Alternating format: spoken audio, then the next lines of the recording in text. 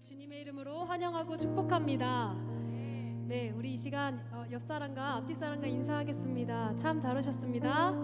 환영합니다. 축복합니다. 주님의 이름으로 사랑합니다.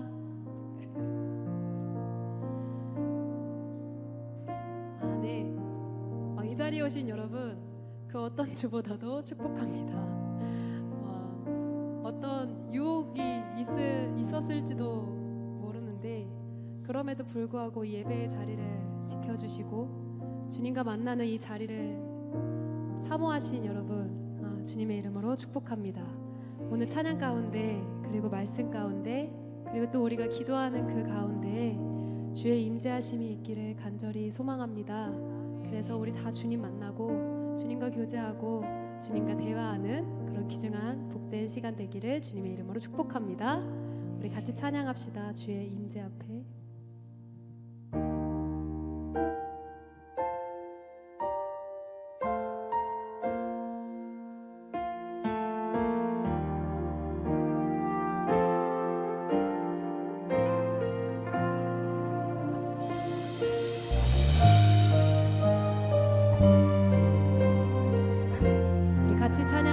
주의 임재 앞에. 주의 임재 앞에 잠잠해 주 여기 계시네.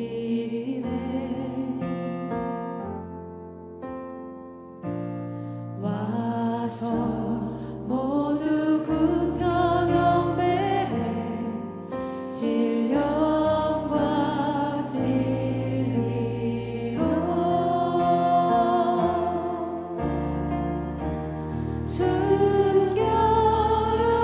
순결하신 주님, 거룩한 존전에 주의 임재 앞에 잠잠해 주 여기 계시네.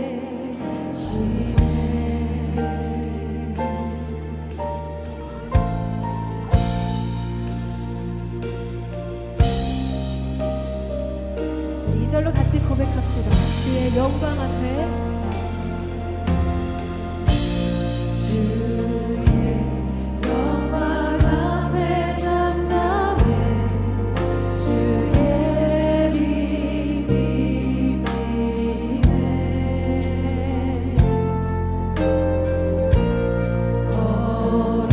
거룩한 불 태우시며 영광의 관세음에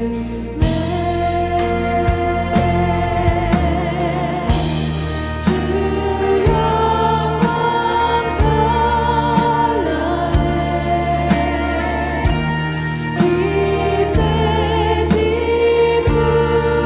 우리와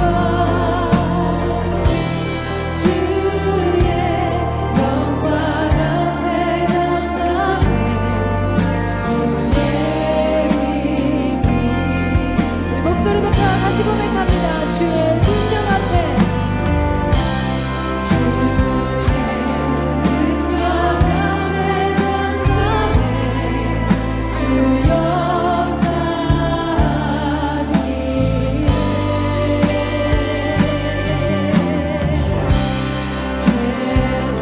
제사로 지루하신 놀라운 주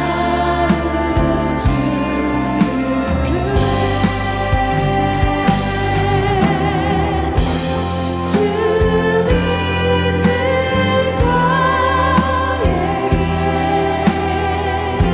자에게 능치 못할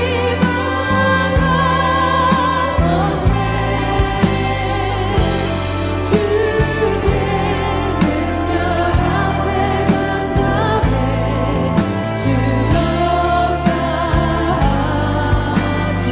우리 믿음으로 고백합시다. 주 믿는 자에게. 주 믿는 자에게 능치 못할 없네.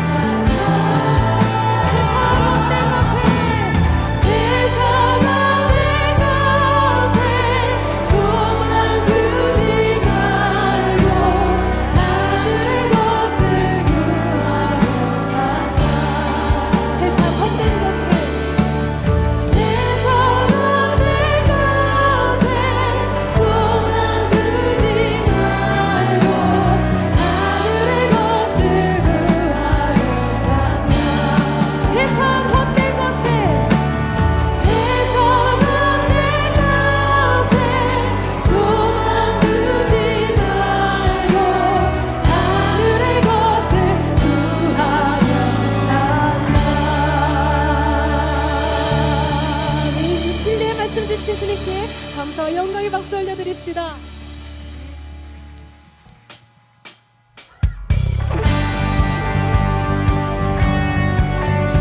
우리의 어두움을 드러내어 밝히실 주님을 찬양합시다. 우리 시간 가능하신 분들은 자리에서 일어나셔서 주님을 경외하는 마음으로 같이 찬양합시다. 주의 선하심과 진실함을 담기 원해. 그의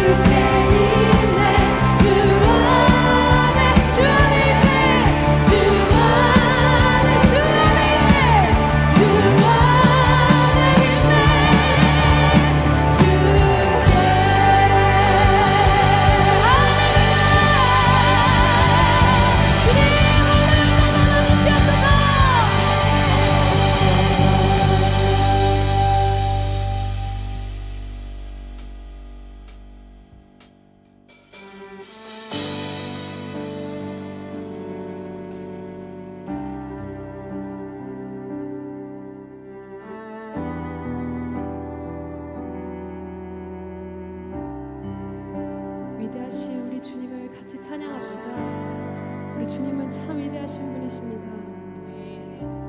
우리 믿음으로 같이 고백하며 나갑시다.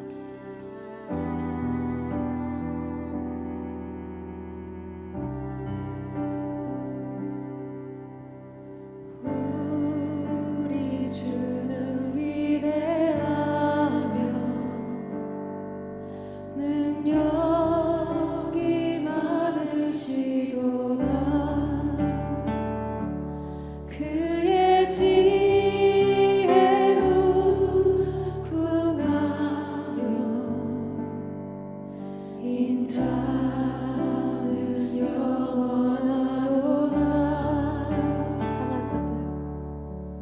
상한 자들 고치시며 상처를 싸매시도다. 별들의 수를 세시며 이름을 붙이셔도다. 그가 구름으로 하늘을 덮으시며 땅을 위하여 비 준비하시니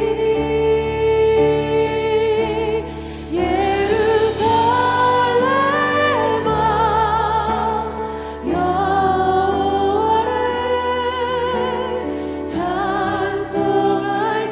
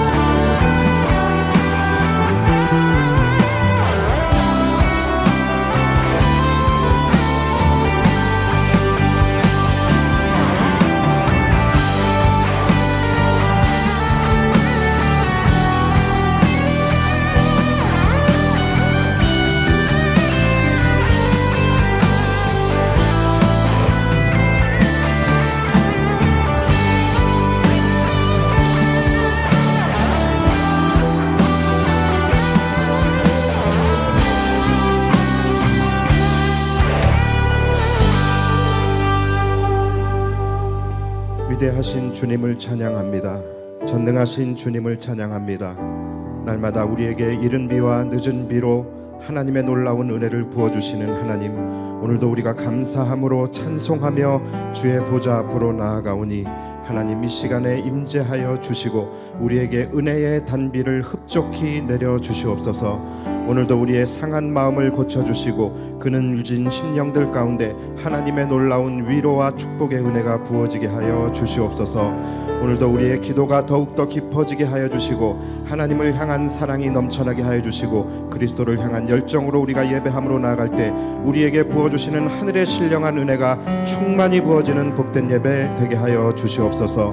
오늘도 우리가 이제 말씀을 들으며 나아갑니다. 이 시간 가운데 하나님께서 영적 귀를 열어주셔서 하나님의 거룩한 말씀이 우리의 신비에 새겨지게 하여 주시며 전하는 자나 듣는 자나 모두가 함께 은혜 가운데로 나아가는 복된 시간 되게 하여 주시옵소서. 주님 앞에 예물 올려드린 손길들 하나님께서 두 손 들어 축복하여 주시고 이들의 삶 속에서 날마다 영적으로 승리하게 하여 주시며 하나님 아버지께 영광 올려드리는 복된 인생들 되게 하여 주옵소서. 우리가 주님께 나아갑니다. 이 시간 우리가 뜨거운 마음으로 찬양하고 뜨거운 마음으로 기도하며 나아갈 때 우리가 사모하는 주님의 얼굴을 반드시 만나게 하여 주옵소서. 감사드리며 예수님의 이름으로 기도하옵나이다. 아멘. 할렐루야. 우리 하나님께 감사와 영광의 박수 올려드리겠습니다. 자, 우리는 지난주에 이스라엘을 속이고 화친 조약을 맺은 기브온 족속들에 대해서 함께 나누었습니다. 그들의 행위 자체는 분명히 속인 거예요. 그리고 정당하지 않은 방법으로 이스라엘과 화친 조약을 맺은 것은 분명하지만 그 이면에는 분명히 그들의 믿음이 작동을 한 것이다라는 것 또한 우리는 부인할 수가 없습니다. 그들은 하나님의 소문을 듣고 하나님을 인정하고 또 하나님을 두려워했기 때문에 그들은 그렇게 속이는 방법을 써서라도 그렇게 해서라도 하나님 앞에서 투항할 수밖에 없었던 것이죠. 사실은 잘못이 있다라고 한다면 이들보다도 이스라엘 백성들이죠. 이스라엘 백성들이 꼼꼼히 검증해 보지도 않고 무엇보다도 하나님께 묻지도 않고 덥석 동맹을 맺어버렸던 이스라엘의 잘못이 더 크다고 볼 수 있을 것 같아요. 자, 그로 인하여 이스라엘은 이제 좋든 안 좋든 이제 그들은 기브온이라는 민족을 자신들의 우방으로 끌어안을 수밖에 없는 그런 책임을 질 수밖에 없는 그런 상황이 되어버렸어요. 그리고 그 책임을 져야 하는 상황은 생각보다 너무나 빨리 그들에게 찾아오게 됩니다. 자, 그것이 바로 오늘 이제 10장의 내용이에요. 자, 지난 시간 우리가 가나안의 왕들이 함께 서로 연합군을 결성을 했다라는 부분을 말씀을 드렸죠. 자, 그런데 그 가운데서 기브온이 그 가나안 연합에서 탈퇴를 하게 됐죠. 탈퇴를 하고 이스라엘 백성들과 화친을 맺게 되었습니다. 자, 그러니까 이것이 가나안의 입장에서 볼 때는 이 기브온은 뭘 한 거예요? 배신을 한 거예요. 배신자예요. 동서고금을 막론하고 배신자에 대한 룰은 뭡니까? 처절한 응징이죠. 그렇죠? 그래서 마찬가지 여기서도 이 예루살렘 왕, 오늘 본문을 보면 예루살렘 왕 아도니 세덱, 세덱이라고 해서 여자인가 하는데 남자입니다. 남자. 자, 이 아도니 세덱이 딱 주도를 해서 가나안 남방에 있는 5 왕들에게 연락을 합니다. 그래서 야, 기브온이 지금 우리를 배신한 것 같다. 우리가 지금 이제 연합해서 이 기브온을 쳐야 될 때가 온 것 같다. 그렇게 해서 이 가나안 남방에 있는 5 왕들이 함께 또 연합을 해서 이제 기브온을 치기 위해서 모이게 됩니다.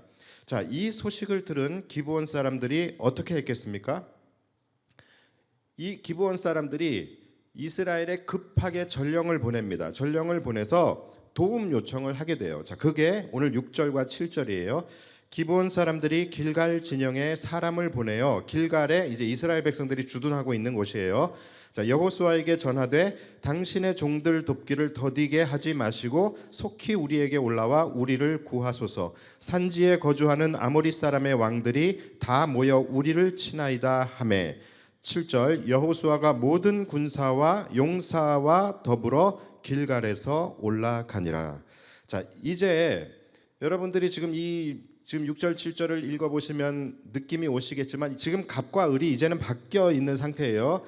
기브온이 당당하게 지금 이스라엘에게 요청을 하는 거예요. 지금 와서 빨리 우리를 위해서 싸우라는 것이죠. 당신들 우리와 지금 상호 보호 조약을 맺지 않았느냐? 우리가 지금 화친 조약을 맺지 않았느냐? 그러니까 더디게 하지 마시고, 이 말은 꾸물거리지 말라는 얘기예요. 꾸물거리지 말고 빨리 지금 속히 우리에게 올라와 우리를 구하소서. 빨리 지금 튀어 올라와서 우리를 위해 싸우라고 지금 이야기를 하고 있는 거예요. 자, 그러자 여호수아가 또 어떻게 합니까? 모든 군사와 용사를 이끌고 기브온을 돕기 위해서 밤을 새서 기브온으로 올라가게 됩니다. 자, 여러분, 갑자기 지금 생각지도 못했던 그런 전쟁을 해야 하는 상황이 되어졌어요. 그리고 지금 이스라엘의 입장에서는 그것을 거부할 수 있는 명분이 없어요. 그래서 그냥 꾸역꾸역 전군을 이끌고 지금 올라가고 있는 여호수아의 마음이 어땠을까요? 그들은 전혀 예상하지도, 또 그들이 하리라고 생각하지도 못했던 전쟁이에요. 그러니까 그들의 계획 속에 없던 전쟁을 지금 해야 되는 상황이에요. 그런데 그거를 거부할 수도 없는 상황이에요. 그래서 그냥 끌고 올라가고 있는 거예요. 그것도 밤새 올라가고 있는 거예요. 자, 이때의 여호수아의 마음이 어땠을까요? 내가 도대체 이 전쟁에 왜 끼어야 하나? 그런 마음이 들겠죠. 사실 이 전쟁은 솔직히 이스라엘과는 전혀 상관이 없는 그냥 기브온 족속들 간의 싸움이지요. 그렇죠? 그러나 지금 이스라엘 백성들은 거기에 어쩔 수 없이 개입이 되어져 버렸고, 어디 하소연할 수도 없는 것은 이게 바로 그들이 뿌린 열매이기 때문에, 이 씨앗의 열매이기 때문에 그런 것이죠. 자기들이 거두는 거예요. 이들이 9장에서 실수를 했잖아요. 9장에서 실수를 했기 때문에 10장에서 지금 그 책임을 지금 물고 있는 것입니다. 자, 그렇게 지금 이들은 전혀 원치도 않는 전쟁을 하기 위해서, 그것도 일반 전쟁이 아니라 지금 5대 1로 싸워야 하는 전쟁이에요. 그러니까 굉장히 많은 목숨이 희생될 수 있는 그런 굉장히 위험한 전쟁을 하기 위해서 이들은 밤새 올라가고 있는 것입니다. 자, 그런데 여기서 우리가 하나를 생각을 해볼 필요가 있어요. 여러분, 이스라엘이 지금 기브온에 긴급한 이 도움 요청, 지원 요청에 이들이 군소리 없이 올라가죠. 그렇죠? 여호수아가 바로 그냥 딱 사람들을 챙겨가지고 전군을 이끌고 밤새 지금 올라갑니다. 자, 그런데 이 이스라엘 백성들이 군소리 없이 올라갔던 이유가, 진짜 이유가 뭘까요? 뭐 때문일까요? 단순히 기브온과 맺은 그 조약 때문에, 상호 보호 조약, 그것 때문에 올라간 것일까요? 아니면 기드온이 정말 걱정돼서, 기드온이 이뻐서, 그 사이에 기드온과 친해져서, 아니면 이스라엘 사람들이 보통 부탁을 거절하지 못하는 그런 아주 좋은 성품을 가지고 있기 때문에, 또는 불의를 보면 참지 못하는 그런 정의로운 민족이기 때문에 이스라엘이 올라갔을까요? 그런 게 전혀 아닙니다. 여러분, 그들이 기브온을 돕기 위해서 올라갔던 이유는 바로 자신들이 맺은 그 조약이 그냥 조약이 아니라 하나님의 이름으로 맹세한 조약이었기 때문에 올라간 거예요. 그러니까 그들이 기브온의 편에 서는 것은 자신들이 한 약속이 하나님의 이름을 걸고 한 맹세이고 약속이었기 때문에 하나님과의 맹세를 지키기 위해서 올라간 것입니다. 하나님의 이름을 더럽히지 않고 또 하나님과의 신의를 지키기 위해서 기브온의 편에 서게 된 것이다라는 거예요. 그런데 재밌는 것은, 자, 그렇다면 하나님은 여기에 대해서 어떻게 반응을 하셨을까요? 자, 그것이 오늘 본문의 8절입니다. 자, 8절을 한번 보시면 여러분들도 한번 잘 읽어보세요. 읽어보시면서 지금 하나님이 무슨 말씀을 하고 계시는 건지 한번 여러분들이 한번 파악해 보세요. 자, 그때에 여호와께서 여호수아에게 이르시되 그들을 두려워하지 말라. 내가 그들을 내 손에 넘겨 주었으니 그들 중에서 한 사람도 너를 당할 자 없으리라 하신지라. 자, 여러분, 여기서도 가만히 보시면, 하나님이 하신 말씀을 가만히 보시면 하나님이 지금 기브온의 편에 서시겠다라고 말씀을 하시는 것 같아요? 아니면 이스라엘의 편에 서시겠다라고 말씀하시는 것 같아요? 뭔 것 같아요? 이스라엘이죠. 지금 기브온 전쟁입니다. 그렇죠? 기브온 전쟁인데 기브온은 존재하지 않아요. 지금 하나님과 이스라엘 사이에 기브온이라는 말 한마디도 그 단어조차도 말씀하지 않으셔요. 그냥 여호수아야 너 두려워하지 말아라. 내가 그들을 너의 손에, 기브온의 손이 아니라 너의 손에 넘겨주었으니까 아무리 5 왕이 함께 연합해서 너를 공격한다 할지라도 한 사람도 너를 당해내지 못할 거야 라고 말씀을 하고 계세요. 다시 말해 지금 하나님은 기브온을 이기게 하시는 것이 아니라 이스라엘을 이기게 하겠다라고 말씀을 하고 계시는 것이죠. 그렇죠? 자, 뭡니까?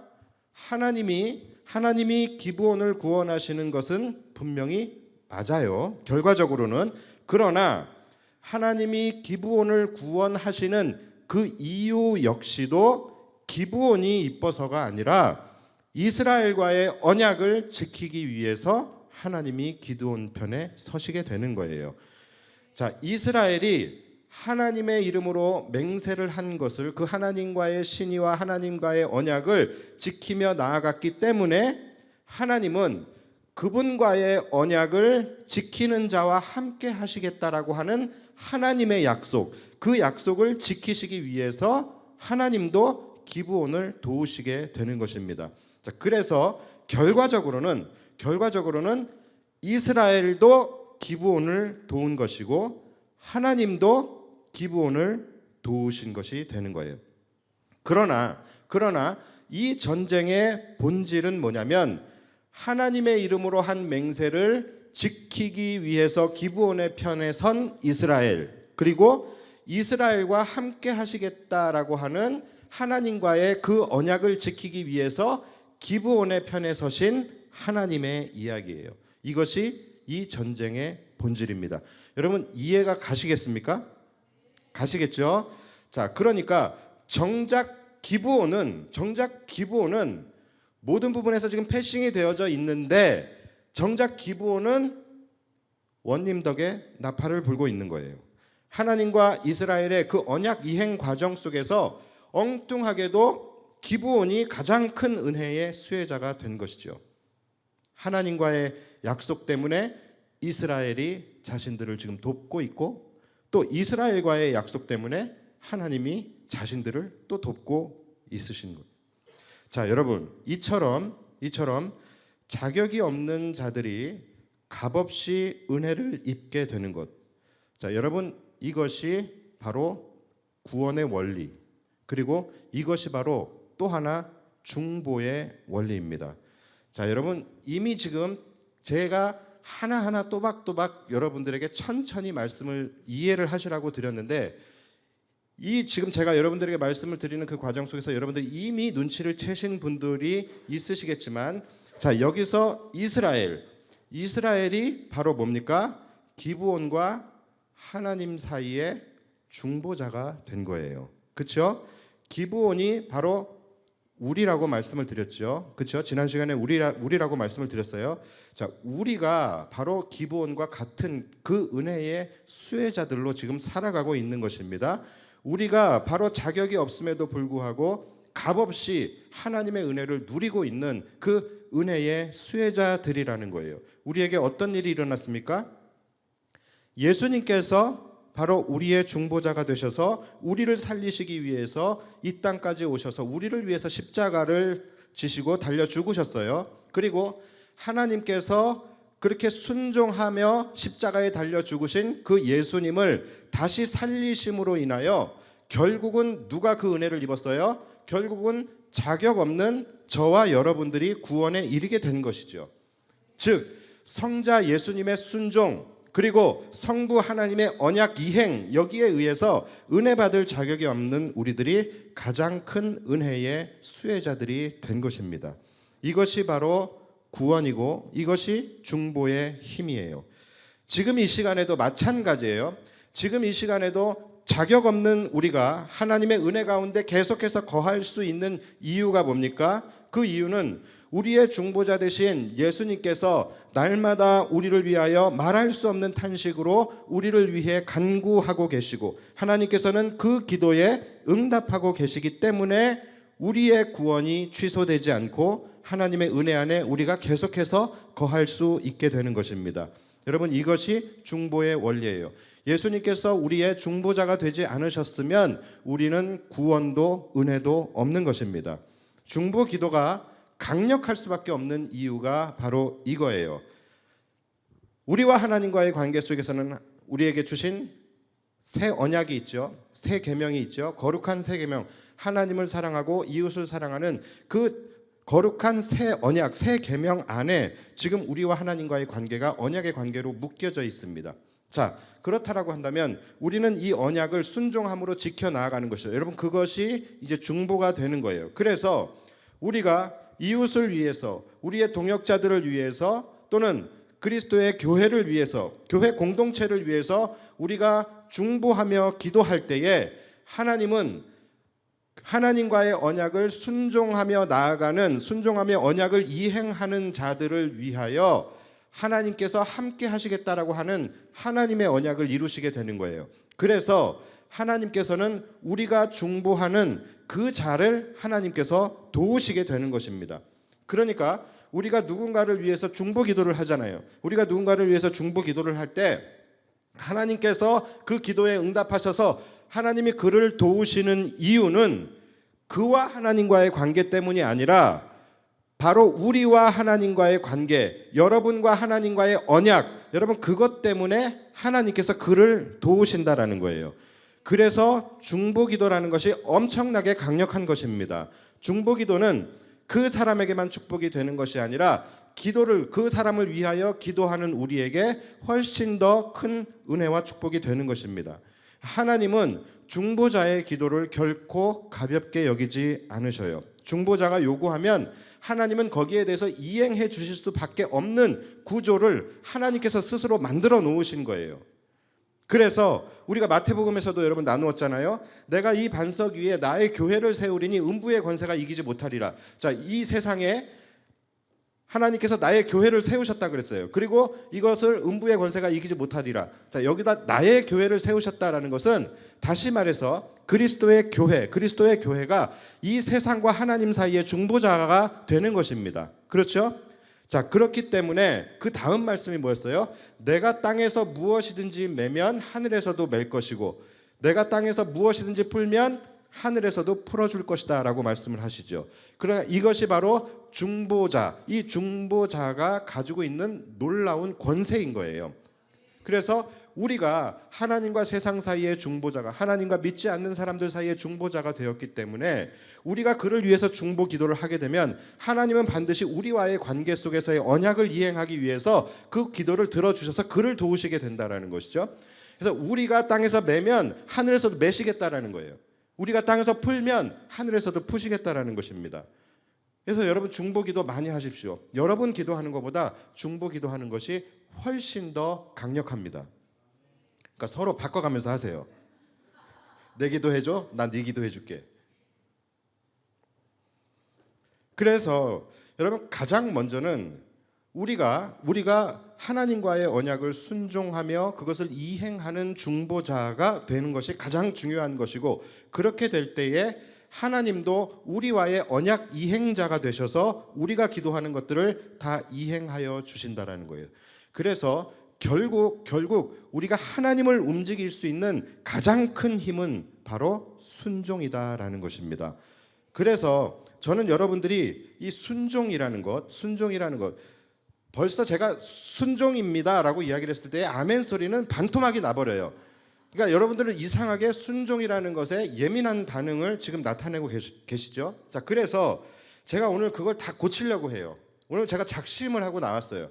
자, 여러분 오늘 순종이라는 것에 대해서 우리가 조금 다르게 인식을 좀 했으면 좋겠습니다. 좀 더 정확히 말씀드리면 오늘 말씀의 제목이 뭐죠?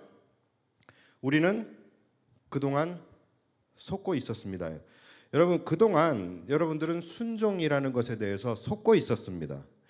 분명히 순종이라는 것, 이 순종이라는 것은 성경을 여러분들이 보시게 되면 성경에서 가장 강조하는 것 중에 하나가 순종이에요. 여러분 이것은 부인할 수 없을 거예요. 성경을 많이 읽으신 분일수록 성경이 우리에게 요구하는 것은 순종이구나라는 것을 아마 아실 겁니다. 그리고 실제적으로 이스라엘 백성들이 40년 동안이나 광야 생활을 하게 되었던 이유도 그들이 순종하지 않았기 때문이에요. 우리가 지금 나누고 있는 이 여호수아의 아이성 전투에서 이들이 참패를 하게 됐던 이유 역시 뭐 때문입니까? 순종하지 않았기 때문에 참패를 한 거예요. 사울 왕이 왕위를 박탈당한 이유도 순종하지 않아서예요. 요나가 물고기에 삼키워지게 된 것 역시 순종하지 않아서예요. 자, 여러분 순종하지 않았을 때에 거기에 대한 하나님의 징계와 심판 이것이 즉각적으로 삶에서 일어나게 됩니다. 그렇죠? 자, 반대로 아브라함이 믿음의 조상으로 불리우게 된 이유는 뭡니까? 그가 순종했기 때문이에요. 이삭이 당대의 거부가 될 수 있었던 이유는 뭡니까? 그가 순종했기 때문이에요. 베드로가 주님의 그 말씀에 의지하여 오른쪽으로 배를 던질 그가 순종하였을 때 그는 곧바로 만선을 경험하게 되죠. 사르밧 과부가 순종하여 선지자에게 떡과 음식을 대접을 했을 때 그 순종함으로 인하여 죽었던 그의 아들이 살아나게 됩니다. 자, 순종의 결과 역시 즉각적으로 실제적인 삶에서 바로바로 나타나게 되죠. 그렇죠? 이 외에도 오늘 밤을 새서 이야기하라면 이야기할 정도로 성경에서는 이 순종이라는 것에 대해서 굉장히 강조하고 있습니다. 순종이 제사보다 낫다라고 말씀을 하고 또 이 하나님과의 언약을 충실히 순종하며 지켜 행하였을 때 어떤 복이 있을 것이다라는 그러한 수도 많은 말씀들이 이 성경 속에 있습니다. 자, 그렇다면 우리가 어느 정도의 지혜와 어느 정도의 분별력만 가지고 있다라고 한다면 순종이 얼마나 중요한 것인지 그리고 이 순종이라는 것이 바로 우리의 삶의 축복과 바로 직결되고 있다라는 것을 너무나도 쉽게 알 수 있어요. 그렇죠? 자, 그렇다라고 한다면 성도들은 순종에 대한 말씀이 선포되어질 때에 어떻게 해야 됩니까? 눈이 반짝반짝 해야 되는 것이죠. 그렇죠? 그리고 귀를 쫑긋 세우고 마치 로또 번호를 불러주는 걸 받아 적는 것처럼 여러분들이 정말로 귀를 쫑긋 세우고 들으셔야지 맞는 거예요. 우리가 일반적인 지혜와 분별력이 있다라고 하고 우리가 그리스도인으로서 하나님의 말씀을 묵상하는 사람이라고 한다면 순종이라는 것에 대해서 우리는 정말로 예민하게 안 좋게 예민한 것이 아니라 순종이라는 말이 나오면 우리는 귀가 번쩍 뜨여야 돼요. 그리고 목사님에게 찾아가서 목사님 순종에 대해서 더 이야기해 주십시오. 순종을 주제로 설교를 많이 좀 해주십시오. 이렇게 요청을 하는 것. 여러분 이것이 당연한 거예요. 왜냐하면 내 삶의 실제적인 축복과 직결되어지는 그런 문제이기 때문에. 그런데 희한하게도 성도들은 순종이라는 말에 정반대의 반응을 합니다. 순종이라는 것이 이렇게나 중요한 것인데 우리가 그렇게 삶에서 구하는 은혜, 축복, 형통 이 모든 것들이 순종과 직결되어져 있음에도 불구하고 순종이라는 것에 대한 여러분들의 반응은 정반대로 나타나고 있어요. 마치 이것이 판도라의 상자 속에 들어가서 절대로 내가 사는 날 동안은 나오지 말아야 할 그런 금기어처럼 그렇게 여러분들이 여기고 인식하는 경우들이 많아요. 그래서 설교 시간에 순종에 대해서 이야기하기라도 하면 왜 그렇게 예민 반응을, 왜 그렇게 이상 반응을 보이는지 모르겠어요. 무슨 알러지예요? 순종 알러지가 있습니까? 여기에 대해서 제가 여러분들에게 조금만 강력하게 여러분 하나님의 말씀에 순종하셔야 합니다라고 설교를 하면은 꼭 설교가 끝나면 뒤에서 거기에 대해서 얘기하시는 분들이 있어요. 그냥 얘기하는 게 아니라 얘기해요. 이상한 거예요. 순종이야말로 우리의 삶의 축복의 통로이고 축복의 문을 여는 만능 열쇠, 만능 치트키라고 할 수 있는 것이거든요. 그런데 이상하게도 성도들은 이게 치트키가 아니라 눈을 치켜떠요. 그 얘기를 하면은 이상한 거라니까요. 여러분 이거 이상하게 생각을 하셔야 된다니까요. 여러분들에게 보통 우리 그리스도인들에게 가장 필요한 말씀의 주제가 있습니다. 여러분의 구원을 이루기 위해서, 여러분들이 하나님의 도우심을 받으며 살아가기 위해서, 또 여러분이 축복받는 삶과 직결되어질 수밖에 없는 핵심 주제들이 있다란 말이죠. 크게 두 가지가 있는데 첫 번째가 뭐냐면 회개이고 두 번째가 순종입니다. 벌써 듣기 싫지요. 근데 유독 이상하게도 성도들은 가장 중요한, 이게 없으면 구원도 없는, 이게 없으면 은혜도 축복도 없을 수밖에 없는 이 회개와 순종에 대한 말씀에 가장 부정적인 반응을 보이게 됩니다. 저는 이런 것을 보면서 야, 정말로 사단이 살아있구나, 정말로 사단이 실존하고 있다는 것을 다시 한번 느끼게 돼요. 왜냐하면 성도에게 가장 필요한 것, 성도에게 가장 중요한 것을 귀신같이 막고 있잖아요. 성도에게 가장 필요한 것들을 필요하지 않게 느끼게 하고, 성도에게 가장 중요한 것을 중요하지 않게 여기게 하고, 성도들에게 정말로 절실한 것을 거기에 대해서 거부감, 부정적인 마음이 들게 하는. 여러분, 우리는 지금까지 사단에게 속고 있었다라는 것부터 알아야 합니다. 그래서 저는 오늘 여러분들과 이 순종에 대한 개념과 인식부터 좀 바꿔보려고 합니다. 여러분, 우리가 순종한다라는 것, 순종한다라는 것은 뭐에 순종하는 것입니까? 말씀에 순종하는 거예요. 하나님의 말씀에 순종하는 것이죠. 자, 그래서 여러분들이 지금부터는 말씀과 순종이라는 것, 이 말씀과 순종이라는 두 가지에 대해서 여러분들이 지금까지 가지고 있었던, 인식하고 있었던 그 모든 개념들을 다 잊어버리십시오. 다 그냥 내려놓으시고 버리세요. 여기에 대해서 무에서부터 다시 한번 시작을 해볼게요. 자, 여러분, 하나님의 말씀이라는 것은 이렇게 생각을 한번 해보세요. 우리가 그 좋아하는 성공, 자, 우리가 성공하고 축복받을 수 있는 계획이다라고 여러분 생각을 하십시오. 그리고 순종이라는 것은 그 계획을 현실화시키는 행동, 행위 또는 실행력이라고 여러분들이 생각을 한번 해보시오. 그렇게 말씀과 순종이라는 것에 대한 개념 정리를 다시 한번 해보세요. 말씀이라는 것은 내 삶을 행복하게 하고 내 삶을 성공과 형통과 축복 가운데로 나아갈 수 있도록 나를 인도하는 지도라고 생각을 하시고, 순종이라는 것은 그 지도와 계획을 따라서 실제적으로 내가 그것을 이루어가는, 실현시켜 나아가는 실행력이라고 여러분들이 생각을 해보십시오. 우리가 이 세상에서도 그렇잖아요. 똑같아요. 우리가 성공하기 위해서는, 세상에서 성공하기 위해서는 반드시 두 가지가 필요하죠. 첫 번째는 뭡니까? 탁월한 계획이에요. 그렇죠? 그리고 두 번째가 뭐예요? 그 계획을 실현시킬 수 있는 실행력이 필요한 거예요. 자, 이 두 가지가 반드시 필요한 것이죠. 하나님의 말씀이 우리의 인생에서 가장 탁월한 계획입니다. 가장 탁월한 설계도예요. 자, 그렇다라고 한다면 순종이라는 것은 뭡니까? 바로 그 계획을 내 삶에서 실현시키는 실행력이 되는 것이죠.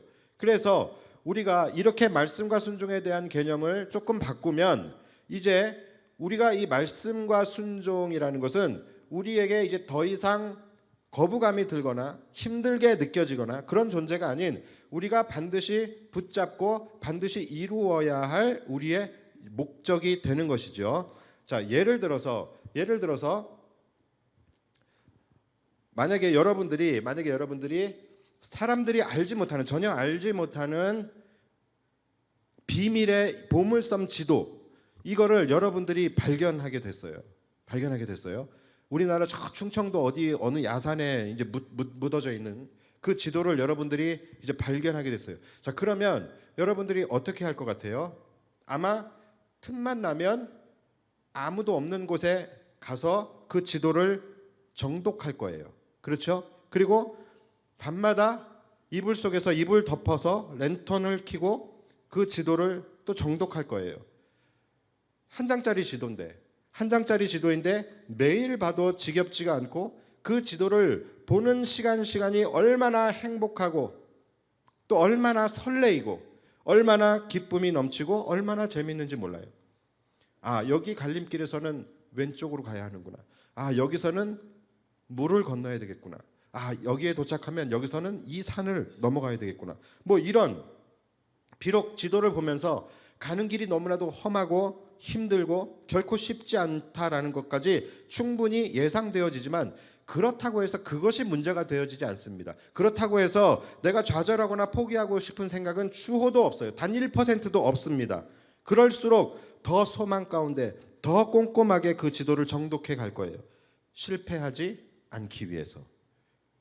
지도의 끝에는 보물이 있다라는 것을 우리는 알기 때문에, 믿기 때문에 지도를 읽을 때마다 우리 안에서는 계속해서 도전이 되고 힘이 나게 됩니다. 여러분, 하나님의 말씀이 바로 그런 것입니다.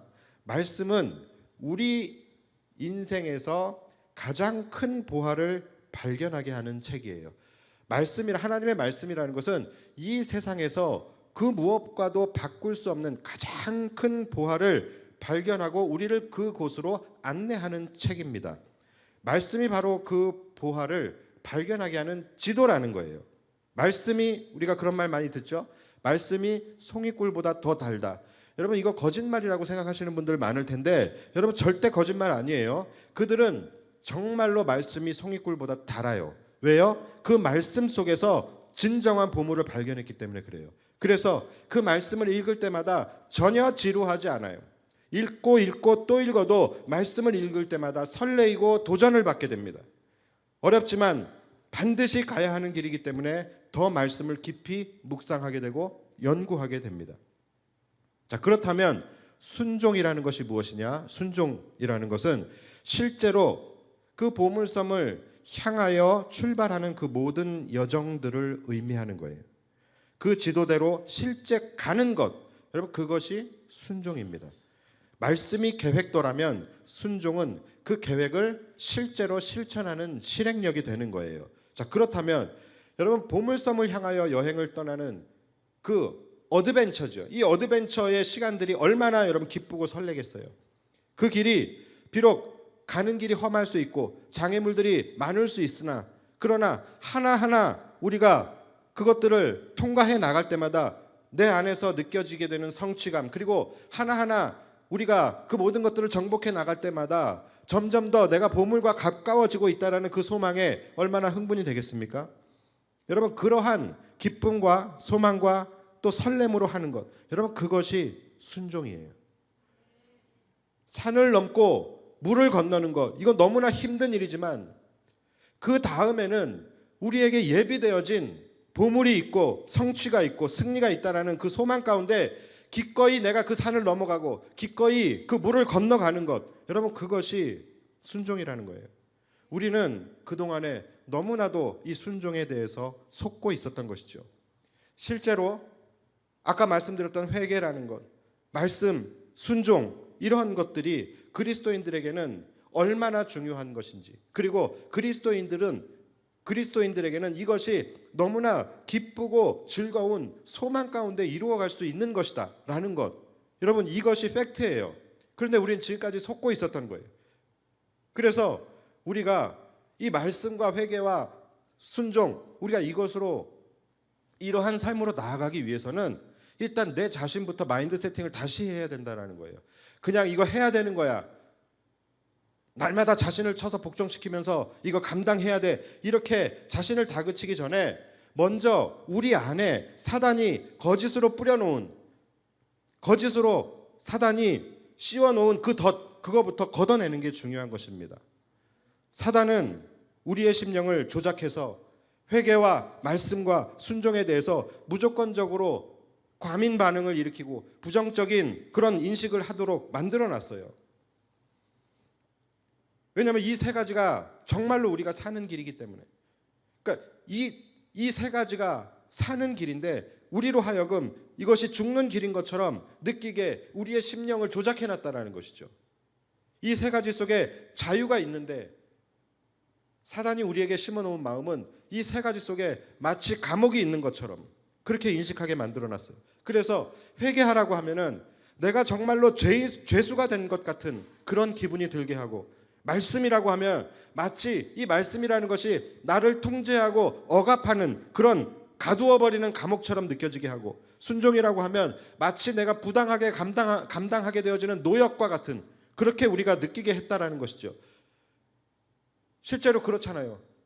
우리가 회개라는 것, 순종이라는 것, 말씀, 이러한 모든 것들에 대해서 우리가 부담스러워하고 짐으로 느끼고 거부감을 일으키는 모든 것들이 다 그런 것 때문이잖아요. 말씀을 읽을 때마다 왠지 내가 더 이 말씀의 감옥에 갇혀버리는 것 같고, 내가 회개할 때마다 내가 더 죄수가 되는 것 같고, 내가 순종이라는 것을 할 때마다 정말 내 자신을 쳐서 복종시키면서 마치 노역과 같은 마음으로 해야 되는 것 같고, 그런 마음이 우리 안에 있었잖아요. 근데 여러분, 사실은 팩트를 보면은 전부 다 이거 다 반대잖아요. 우리는 회개를 통하여 죄수가 되는 것이 아니라 오히려 우리는 의롭다 여김을 받게 되는 것이 회개잖아요. 정반대라는 것이죠. 우리는 말씀을 통하여 감옥에 갇히는 것이 아니라 진리가 너희를 자유케 하리라. 우리는 말씀을 통하여 자유케 되는 것이죠. 반대로. 순종도 마찬가지죠. 순종이 여러분, 하나님이 우리에게 노역을 시키시겠습니까? 순종이라는 것은요, 실제 이 말씀에 기록된 그 모든 계획들이 실제 내 삶으로 실제적으로 가져올 수 있게 되는 실행 파일과 같은 거예요. 얼마나 축복된 것입니까? 우리는 그러니까 여호수아를 통하여 우리가 그것을 볼 수 있어야 되는 거예요. 하나님께서 그들에게 순종을 요구하셨고, 순종을 요구하실 때마다 그들이 순종하였을 때 곧바로 무엇이 주어졌었는지, 곧바로 무엇이 주어졌습니까? 승리가 주어지고 영광이 주어지고 금은보화, 이런 모든 것들이 다 전리품으로 가져오게 되었잖아요. 여러분, 순종은 하늘의 보화를 이 땅에 내 삶으로 가져오는 실행 파일인 거예요. 반면에 이들이 순종하지 않았을 때 곧바로 그들의 실제 삶 속에서 뭐가 주어졌습니까? 실제적인 현실 속에서의 참담한 실패, 이것이 주어졌잖아요. 그러니까 여호수아를 보면서 우리가 이스라엘의 역사를 공부할 이유는 없어요. 그렇죠? 대한민국 역사도 잘 모르는데 우리가 굳이 이스라엘 역사를 왜 공부합니까? 우리는 바로 이러한 원리를 발견해야 되는 것입니다. 순종은 하나님이 약속하신 축복을 실제적으로 내 삶에 가시화시킬 수 있는 실행 파일이다. 지금까지 우리는 사단에 속고 있었구나. 말씀이야말로 내 인생의 보물을 캐내는 지도였고, 순종이야말로 내 인생의 실제적인 보물을 캐내어가는 실행키였는데, 이것을 여러분들이 깨달아야 하는 거예요. 여러분, 말씀과 순종이라는 것은 더 이상 우리에게 부담이나 짐이 아니라 축복의 실제적 통로인 것입니다. 여러분들의 심령 속에 사단이 뿌려놓은 그 거짓과 의심의 덫, 이것을 여러분 걷어내셔야지만 여러분들이 이 말씀과 순종이라는 것의 실체를 볼 수 있게 되는 거예요. 순종은 울면서 걸어가는 고난의 가시밭길이 아닙니다. 여호수아와 이스라엘 백성들이 과연 힘들게 여길 왜 가야 돼 하면서 자신을 막 채찍질해가면서 그렇게 순종을 했을까요? 저는 그렇게 생각하지 않아요. 이들은 아마 기쁨으로 순종을 했을 거예요. 왜냐하면 이미 말씀을 통해서 이미 이 보물섬의 설계도를 받았잖아요. 뭐라고? 강하고 담대하라. 내가 너와 함께 할 것이다. 내가 저들을 너의 손에 붙였다. 아무리 다섯 왕들이 너를 같이 연합해서 너를 공격한다 할지라도 한 사람도 너를 당해내지 못할 것이다. 이미 거기에 대한 모든 결과지와 설계도 다 받았잖아요. 이 설계도를 손에 넣은 이상 그들의 순종은요, 소가 멍에를 질질 끌고 가듯이 그렇게 힘들게 가는 순종이 아니라 정말로 꿈과 소망의 나라로 설레임을 가지고 떠나는 어드벤처가 되었을 거예요. 우리는 무조건 순종이다 하면은 고난의 가시밭길이라고 생각을 하지만 그렇지 않다라는 거예요. 그럼 오늘 본문 9절을 보시면 여호수아가 길갈에서 밤새도록 올라가 갑자기 그들에게 이르니, 이 말씀 여러분 주목하셔야 됩니다. 여러분, 길갈에서 기브온까지 약 40km 정도가 됩니다. 그러면 억지로 질질 끌려가는 순종이었다면 단 하루 만에 절대로 갈 수 없어요. 그냥 가도 며칠이 걸리는 길이에요. 그런데 이들이 밤새도록 올라가서 갑자기 그들에게 이르렀다. 갑자기라는 것은 순식간에 이르렀다는 말이에요. 무슨 말입니까?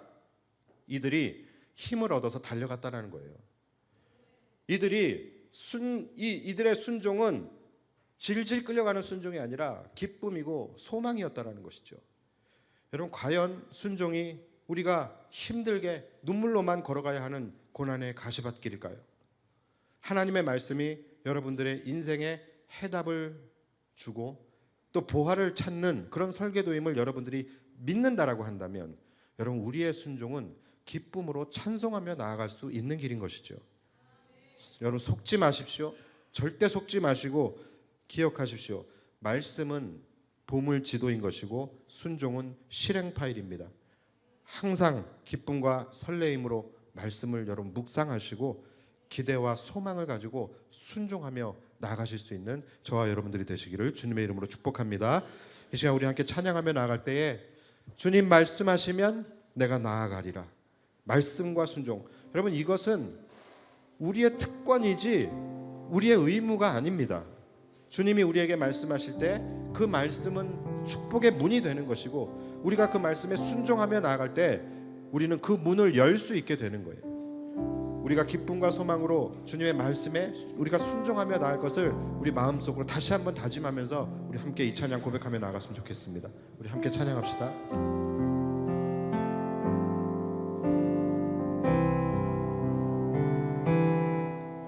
주님 말씀하시면 내가 나가리라. 주님 뜻이 아니면 내가 멈춰서리라.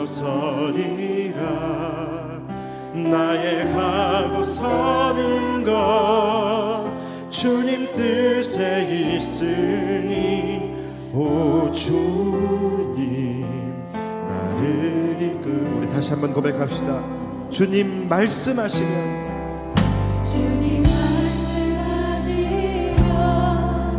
내가 나가리라. 주님 뜻이 아니면 내가 멈춰서. 그렇습니다. 내가 가고 서는 것, 내가 가고 서는 것 주님 뜻에 있으오 주님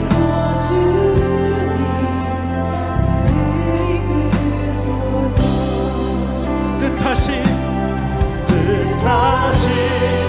그곳에 나 있기 원합니다. 이끄시는 대로 순종하며 살리니 연약한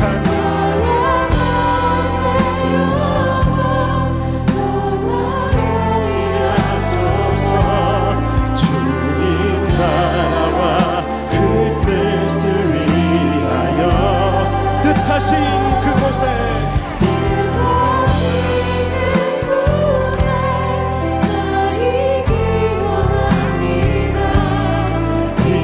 이끄시는 대로 순종하며 살리니 영원한 내 영혼 통하여 일하소 주님 나라와 우리 다시 한번 믿음으로 결단하며 뜻하신 그곳에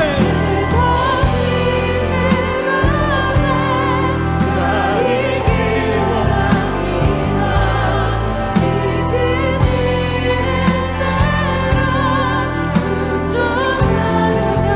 연약한 내 영혼 통하여 일하소서. 주님 나라와 그 뜻을 위하여 오 주님 이끄소서. 하나님 말씀에 두려워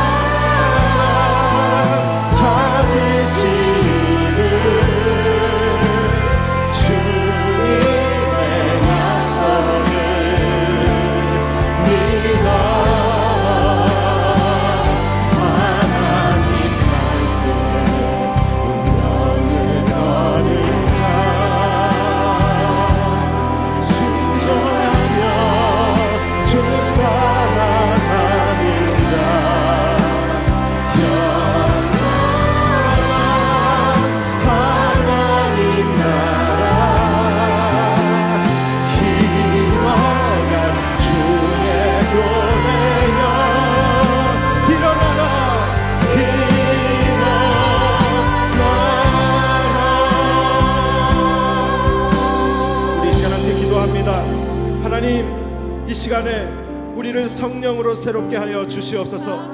우리의 심령 가운데 사단이 뿌려놓은 의심과 거짓의 덫을 이 시간에 예수의 이름으로 벗겨 주시옵소서. 하나님의 말씀은 우리의 인생에 감추어진 보화이며 하나님의 우리의 말씀은 우리의 인생의 해답이 되는 줄 믿사옵니다. 하나님, 우리의 순종은 그 보화를 실제적으로 내 삶의 현장으로 가져오고 실행시키는 실행 파일인 줄 믿사오니 하나님, 우리가 날마다 기쁨과 설레임으로 하나님의 말씀을 묵상하게 하여 주시고 기대와 설레임을 가지고 하나님의 말씀을 순종함으로 나아갈 수 있는 우리 모두가 되게 해달라고 이 시간 주의 이름 간절히 부르며 기도하며 나아갑니다. 주여.